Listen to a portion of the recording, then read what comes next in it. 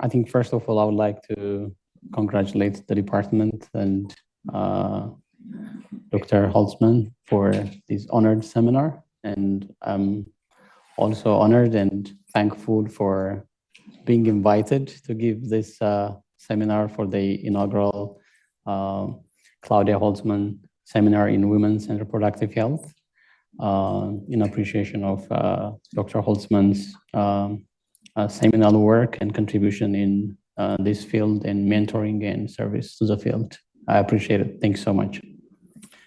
So my talk today is related with what brought me to NI PhD from the Genome Institute at NHGRI at NIH, where I did my postdoctoral work, where I did my studies in cardiometabolic and cardiovascular diseases to study pregnancy, which can be find intervention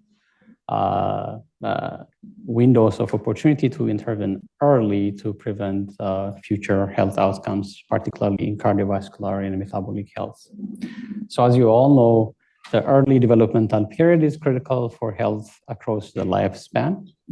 And several epidemiologic studies and a few animal model experiments have shown that fetal growth abnormalities are associated with diseases and mortality during childhood, as well as in adults, including cardiovascular disease risk, obesity, and type 2 diabetes.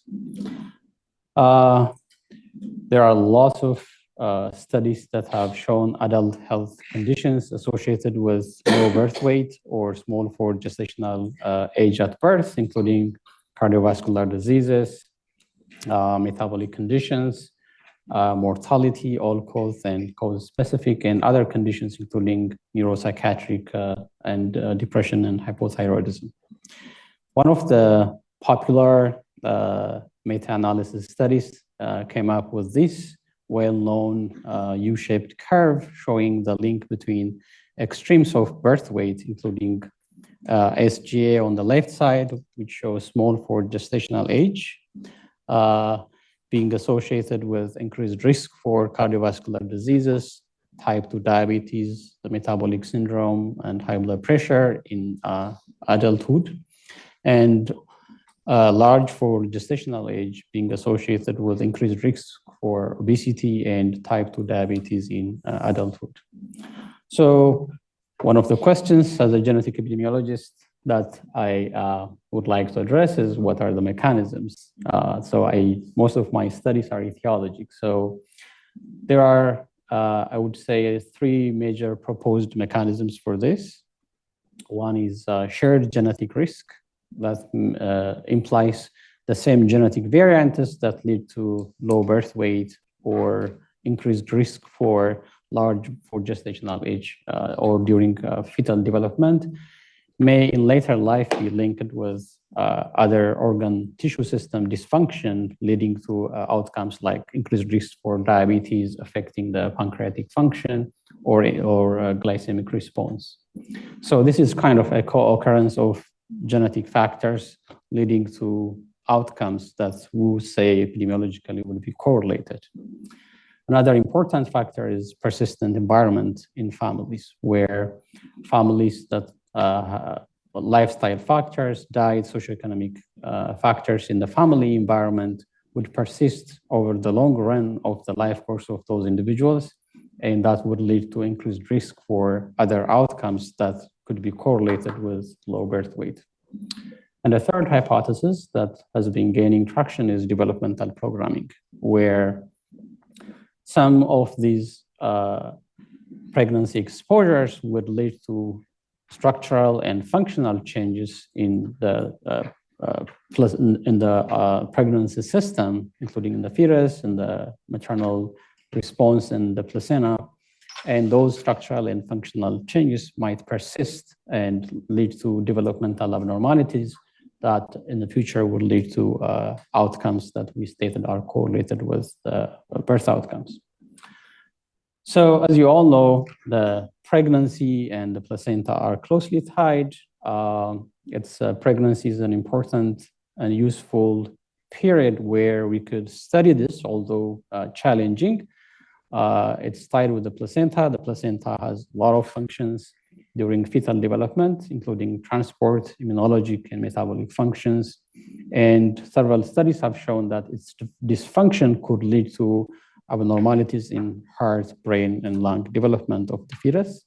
And that could be linked to later onset diseases related to these organ systems. So our working kind of concept here is maternal factors that could be metabolic or neurodevelopmental or other environmental exposures during pregnancy, plus the maternal genome and the fetal genome during development could interact and lead to changes in the placental epigenome and transcriptome. I'll talk a little bit about what I mean by this, mediating future outcomes during pregnancy as well as in the long term.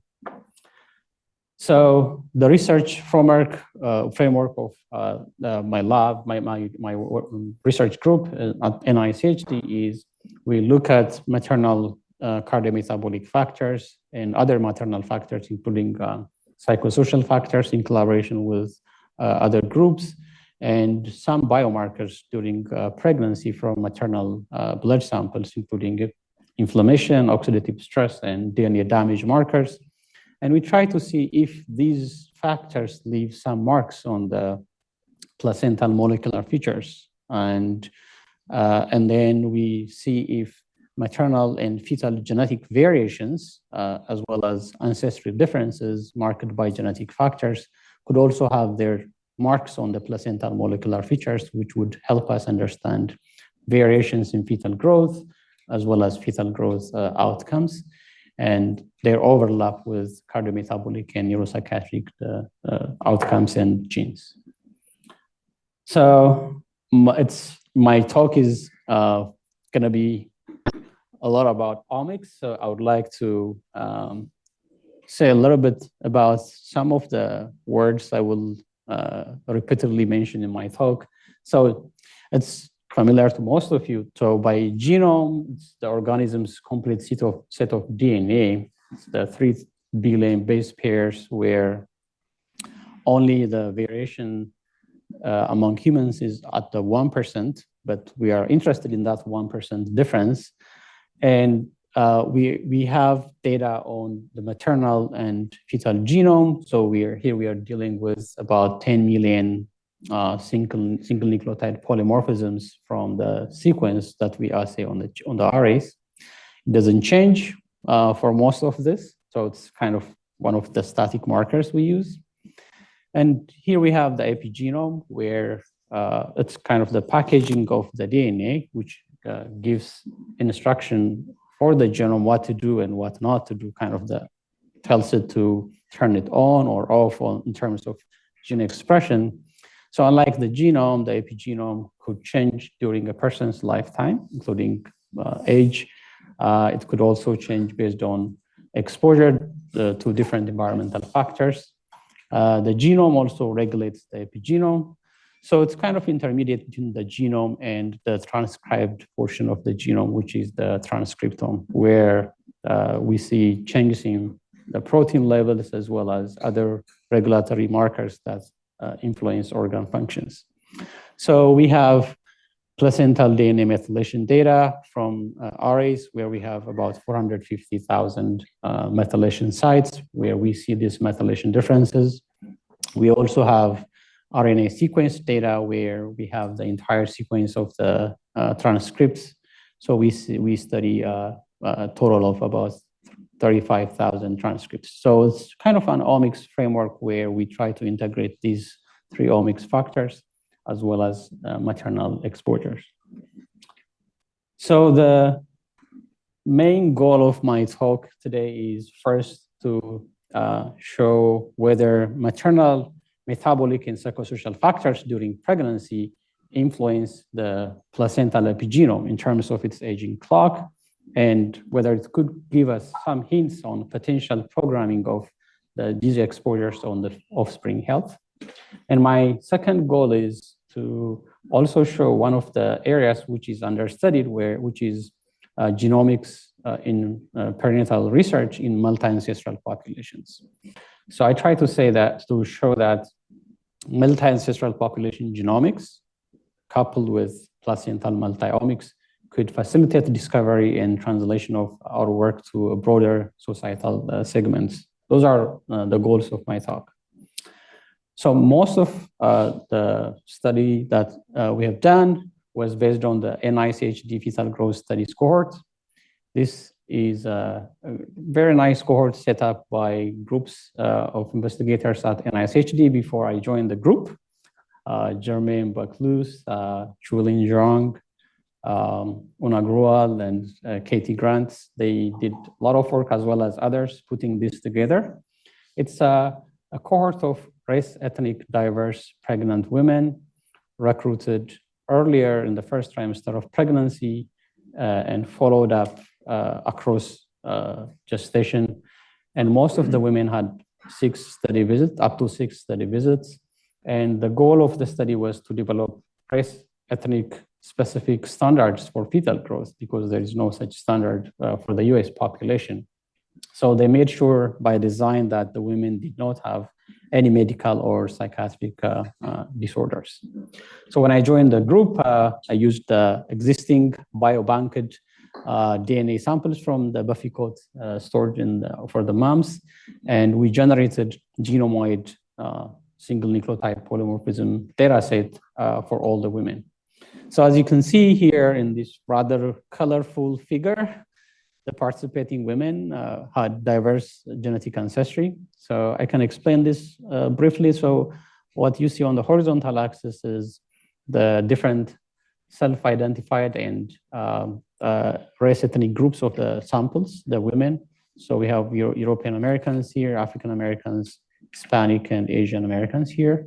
And on the vertical axis, the different colors represent the level of genetic ancestry for each woman. So blue is African, so green is European, and Amerindigenous. These are broad continental ancestry groups. So in the middle groups, where you have the African Americans and Hispanic Americans, you see 2 or 3 colors. Here you see some African Americans, like here, having more than 60% of their genome being European, and others having more than 90% of their genome being African. So it's kind of an admixture showing different levels of genetic ancestry.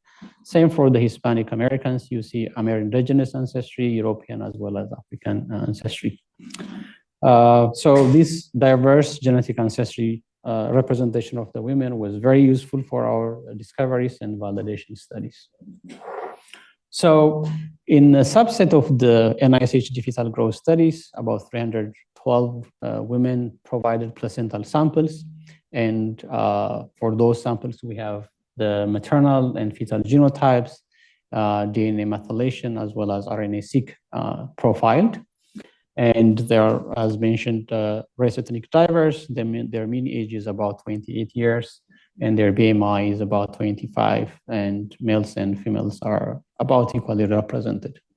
So we used the REACH cohort from Emory in collaboration with Carmen Marcet. They also have a similar kind of multi-omics profile data set for the about 159 deliveries. And they have more or less a similar cohort profile as ours, except that the majority of their population is white. So in my first goal, I wanted to show maternal metabolic and psychosocial factors in relation with placental aging. So what do we mean by placental aging? So as you know, during pregnancy, the placenta, as well as other extra embryonic tissues, they grow and age. So growth and aging is kind of a process that is physiologic for the placenta. That's very important to support the pregnancy homeostasis and fetal growth.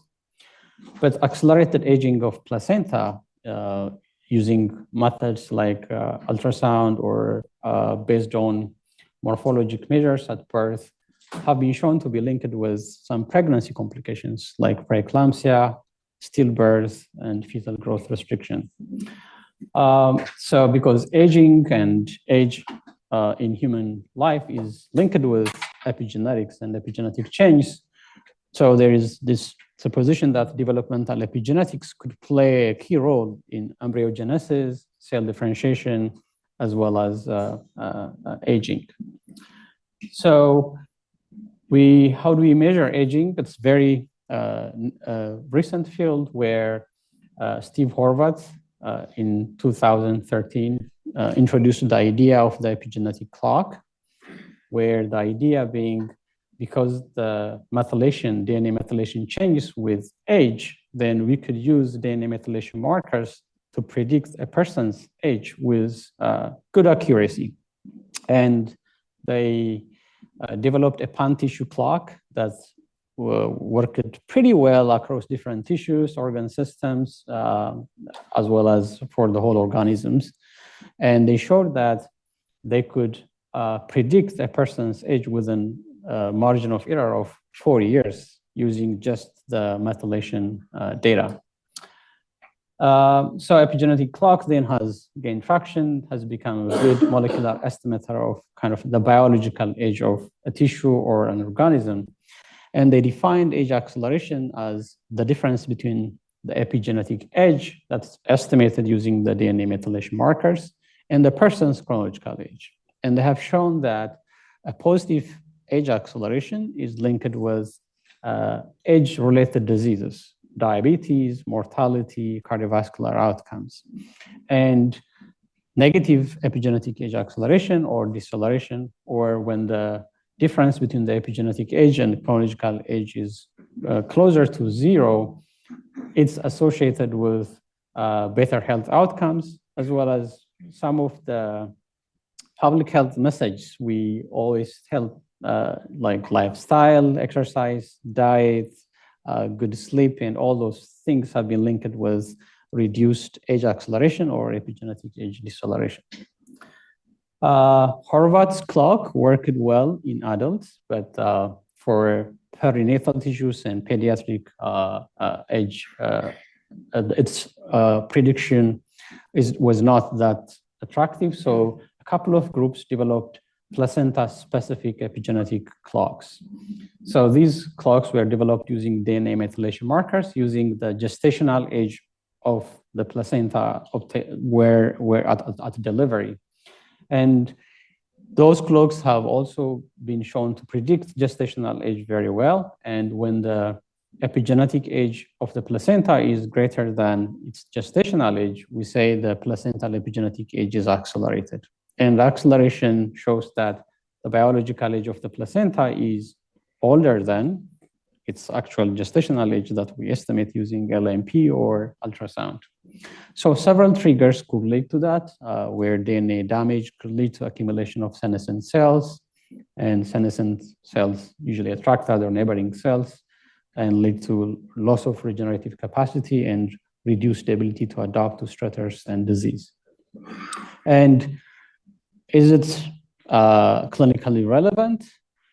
In a couple of studies, accelerated placental epigenetic age has been associated with early onset preeclampsia. So the more accelerated the placenta is, then the more likely the risk for early onset preeclampsia. So in our work, we try to see if we could use placental age acceleration to see what is well known to be a sex difference in vulnerability to some pregnancy outcomes. So the male offspring vulnerability is well known for some pregnancy outcomes, including growth restriction, but the mechanism was unclear. So our question was, is placental age acceleration a potential link between to lower fetal growth and low birth weight differing in males and females? And we tested this in the NISHG fetal growth studies cohorts. And we found that in males, as opposed to females, age acceleration of the placenta was associated with lower fetal growth beginning at the 3rd trimester of pregnancy. And at birth, we also found that a 1 week higher age acceleration in males was associated with a 2-fold increased risk odds for low birth weight, and 1.5-fold increased odds for gestational age at birth in males, but not in females. So we thought this could, the male and the female fetuses could respond differently to an aging, a faster aging placenta, with males being affected much after the third trimester of pregnancy, but not females. We also see differences based on which fetal biometry you look at, including head circumference and long bones, where you see continuing growth in males, but not in females. So there could be a better adaptive strategy in females when in responding to an accelerated aging placenta. So once we saw that, where we see there is a relationship between age acceleration and fetal growth, particularly differing in males and females, and also in previous work with early onset preeclampsia, we wanted to know what factors, maternal factors, could underlie acceleration of placental epigenetic aging. And obviously genetics, so there is about 40% of the variation in placental age acceleration is explained by fetal genetic variation. But the intrauterine environment explains more than 50% of the epigenetic age acceleration, including the maternal factors. So we looked at a few maternal factors because we're interested in cardiometabolic exposures and risk factors.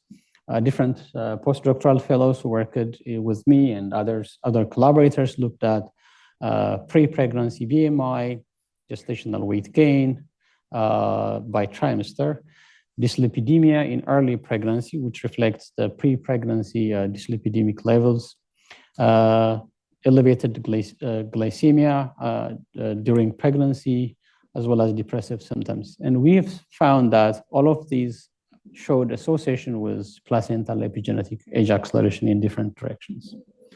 So I will show you one of this as an example where Halima Said looked at maternal depression measured using the APDA scale at 6 prenatal visits in the NISHT fetal growth study cohort. So both the first, second, and third trimester were covered.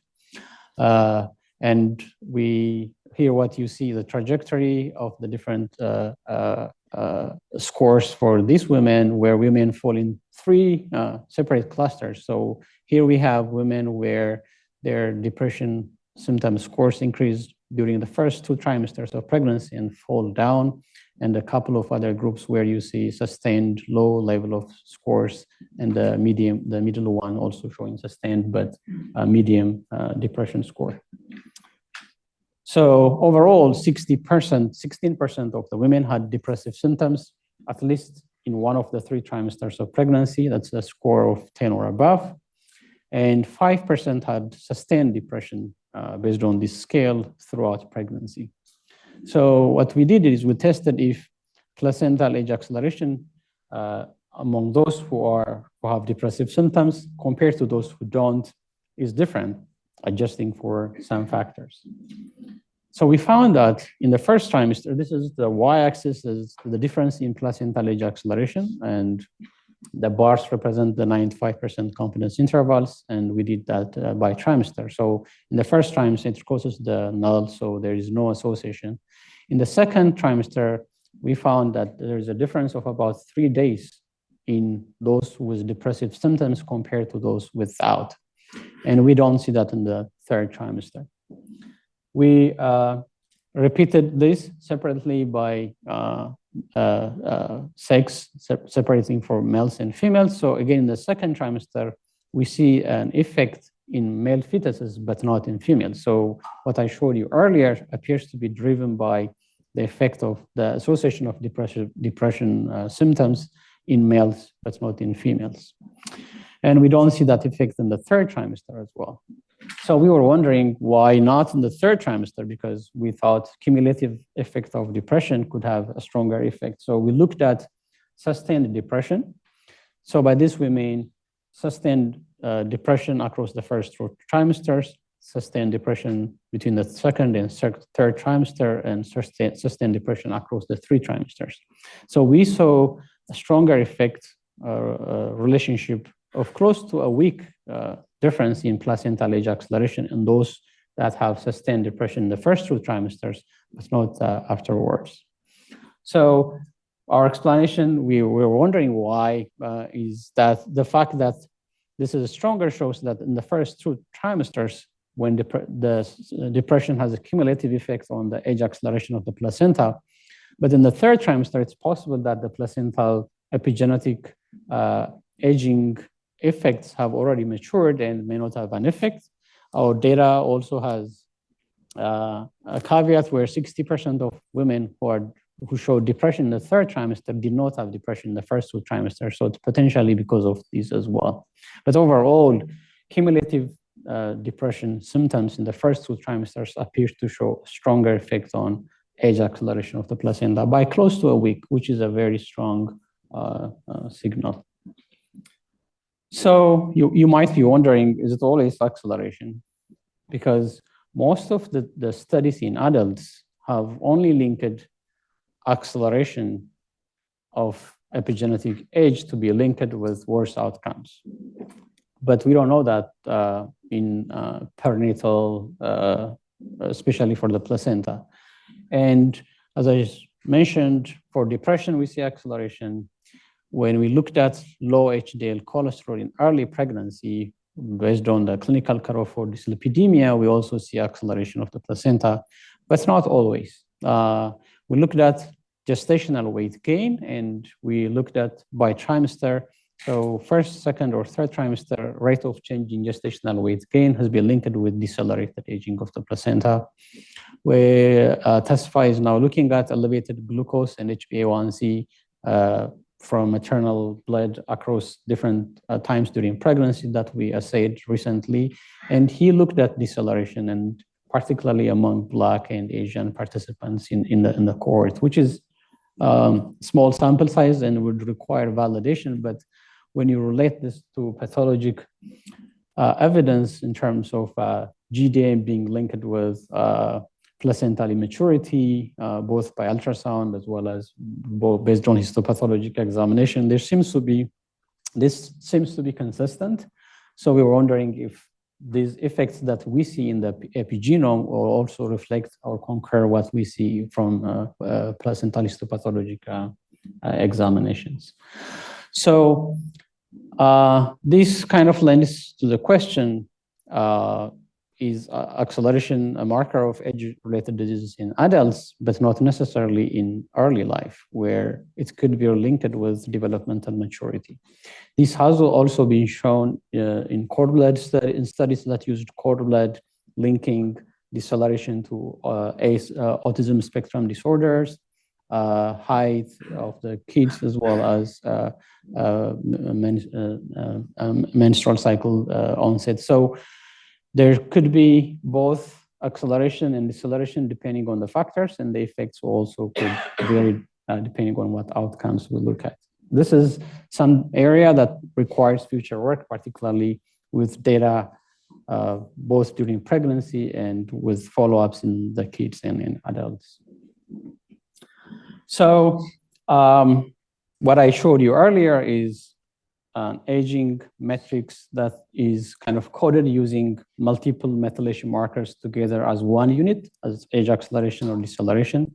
We also approached this from an EWAS angle, where we run analysis looking at all the 450,000 methylation sites, trying to see if there are specific gene locations where methylation in the placenta is changed depending on these factors.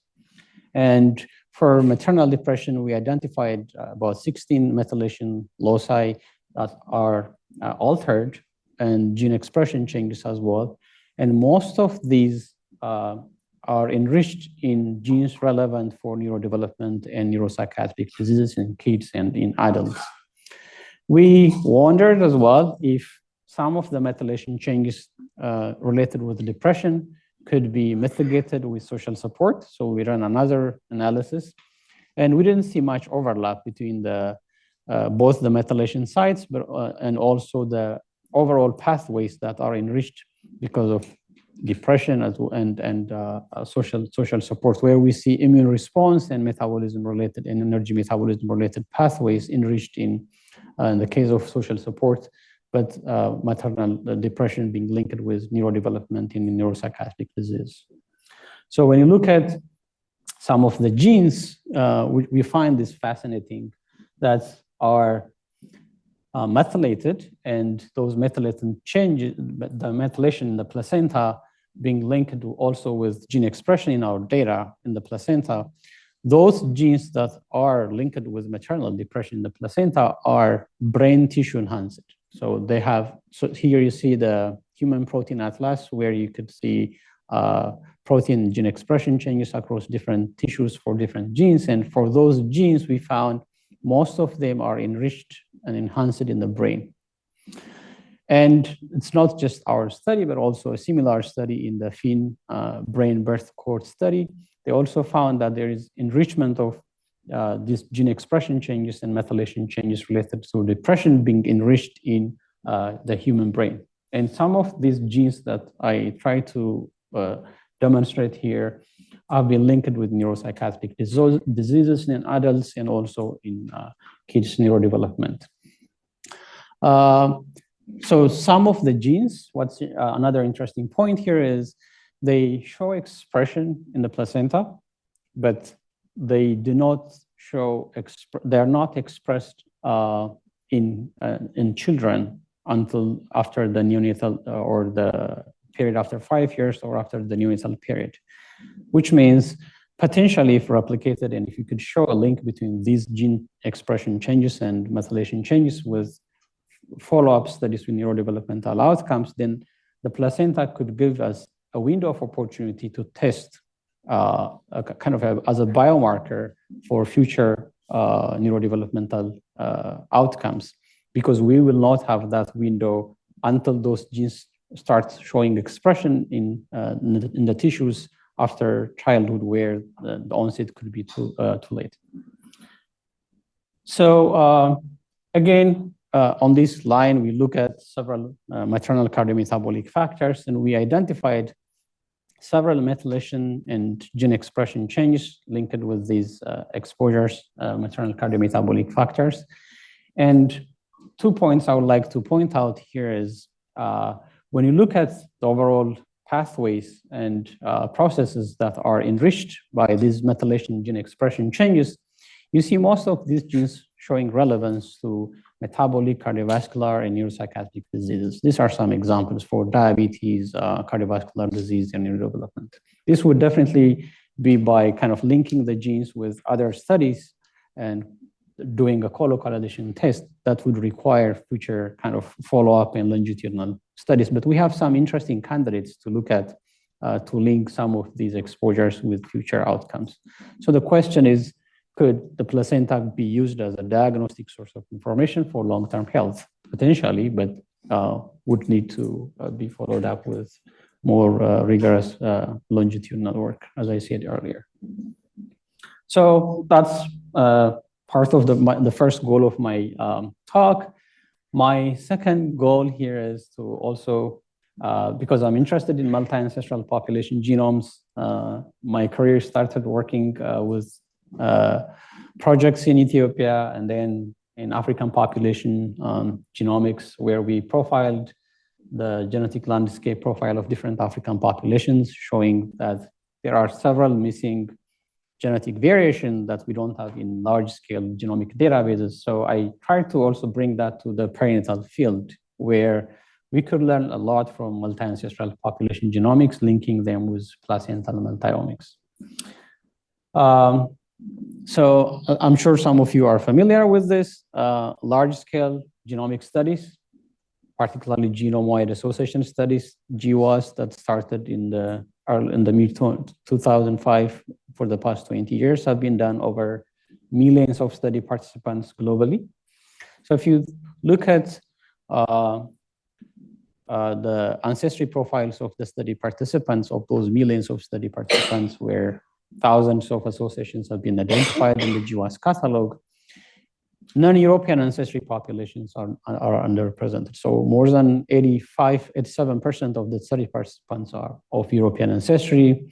You see only 1% of the study participants being Hispanic and about 2% of the study participants being African ancestry. So this has been done in the genomics field for years. Now, more recently, the past 5 years, I would say, we have learned it in the genomics community that all these genetic associations that have been identified in European ancestry populations, when we start to test them in non-European populations, they're not transferable. So that means if we take polygenic risk predictions, they're not that helpful so far, even in European ancestry populations, but they work very badly in other ancestral populations. So this is very important because in the future, if genomics becomes a reality in healthcare, then we need to make sure that we have data from diverse populations to make sure that our results would be useful for the entirety of the population. So to illustrate this, I will show you one example where we try to see if diabetes genetic risk variants discovered in European ancestry populations in the past could be used to predict fetal weight across ancestries in our NICHD's fetal growth studies cohort. It was done by Marian Oder, a postdoctoral fellow in my group in the past. So we found that beginning from week 23, there is association of the diabetes genetic risk in the mom with fetal growth among the European Americans in the NICHD fetal growth studies cohort. But when you take those same variants among African Americans and Hispanic Americans, we lose those associations. So that means the variants that we know to be a risk for diabetes will no longer be predictive for other populations. So can we use maternal genetic ancestry information to track fetal growth differences? This was one of my earlier studies. And as I showed you earlier, this is the African Americans and Hispanics in the NICHD fetal growth studies cohort. They are mixed, and you see different colors showing different ancestry components. And we found that the higher the percentage of African ancestry among African Americans, among self-identified Black or African Americans, just within self-identified groups, the higher the percentage of the African ancestry, we see lower fetal weight and longer femur length. And among the Hispanic Americans, the higher the percentage of Amerindigenous ancestry, we see higher fetal weight and shorter femur length.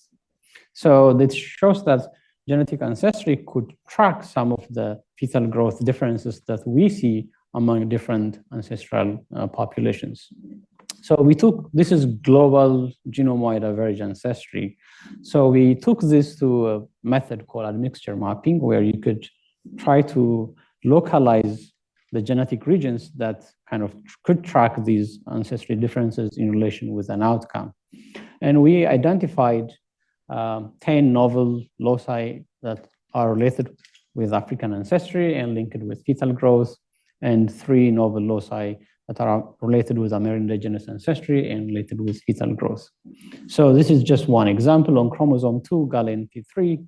So here at this specific locus on chromosome 2, the higher the African ancestry, then the longer the femur bone. And this specific gene has been shown in my studies to be linked with organ development and bone length. So this shows that there could be ancestry-related genetic variants and genetic loci that could track fetal growth differences in diverse. So how could we leverage multi-ancestral genomes in placental research?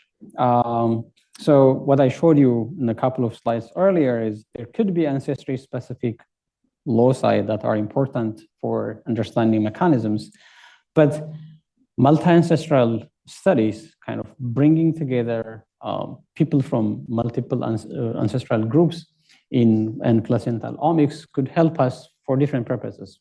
Scientifically, one is we could identify ancestry shared genetic risk factors. And not only that, we can pin those down to potential putative causal loci. I'll explain this later. It also helps to address post-GWAS challenge in perinatal epidemiology. One of the challenges in GWAS is we discovered variants, and most of them fall in non-coding regions of the genome. They don't code for proteins, so we don't know what they do. Regulatory roles of the variants in gene expression is proposed, but it's very difficult to kind of understand the mechanisms. And the third is it helps us to address some outstanding questions, including by adding multi-omics from the placenta, like sex differences. So this is a cartoon which shows that the way the genome is inherited across generations varies depending on ancestry. So if you have a European ancestry population genome, we usually have a longer block. These are the different variants, and they're all in this larger segment called the haplotype block, which means these variants are co-inherited together. But if you look at the same set of variants in African ancestry populations, you usually see shorter and multiple blocks. This is because, I mean, if you think of a human population origin, then most African populations live the longest, so they have chances of multiple generations and the chance for meiotic events that leads to breakdown of these segments, leading to smaller chunks of the DNA. So if you assume this is the causal variant related with fetal growth, what GWAS identifies is any of these blue-colored variants, not exactly the red variant. So if we discover this, it will be a lot of task to kind of delineate which of the remaining variants is likely to be causal. But if you bring this to an African genome, then you have a narrower block. So this variant is located here. So it's likely to be one of these three variants. So it helps us narrow down variants that are discovered in other populations to a smaller subset, so we can have a causal or functional mechanisms sorted out much quicker. So on one of these our studies, we did this. We identified a variant in the TPR1 gene associated with fetal weight around the third trimester of pregnancy. This is a novel variant through multi-ancestral GWAS. What's interesting is we were able to pinpoint the likely causal variant using multi-ancestral populations. So in the European ancestry cohort in our population, there are 822 base pairs.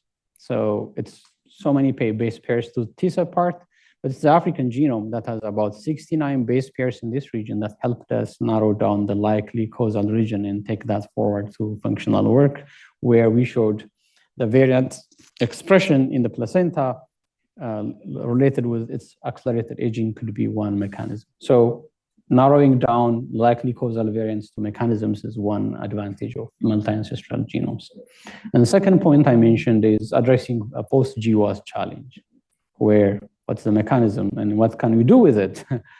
So if we bring that fine-tuning possibility of multi-ancestral population structure plus multi-omics in the placenta, and one of the projects where we collaborated between our fetal growth study and the RICH cohort published a couple of years ago, we took previously discovered birth weight variants, we passed them through multi-omics, the epigenome and transcriptome of the placenta plus the fetal genome, and we linked them together through different approaches, and we were able to prioritize genes that are relevant for placental vascularization and development, where the variants that have been discovered are likely to operate. So that's the end of my talk. So it's very hard to summarize this, but keep in mind those two goals. And all I wanted to say is doing genetic and epigenetic studies in the placenta could give us novel insights about fetal growth differences, cardiometabolic conditions, and potentially potential early origins of these outcomes that we see in kids and adults, with a link with a requirement for longitudinal follow-ups. So we are currently working on a new study called SPAN, where we recruit pregnant women and 3 PIs working together at NICHD. My goal is primarily to recruit African-American population, where we oversampled 70% of the study participants with African-Americans, because I showed you earlier that there is a shortage of genomic studies in these population, plus the placenta and fetal growth. And we have the hope that we would be able to follow the kids in the future. So with that, I'm very thankful for the NICHD Fetal Growth Studies group that set up the cohort, and several fellows and trainees that worked with me in the past, that some of them have moved out, and collaborators both at NIH and outside that helped move this forward. Thank you for your attention, and I'll be happy to take questions if there is time. Thank you.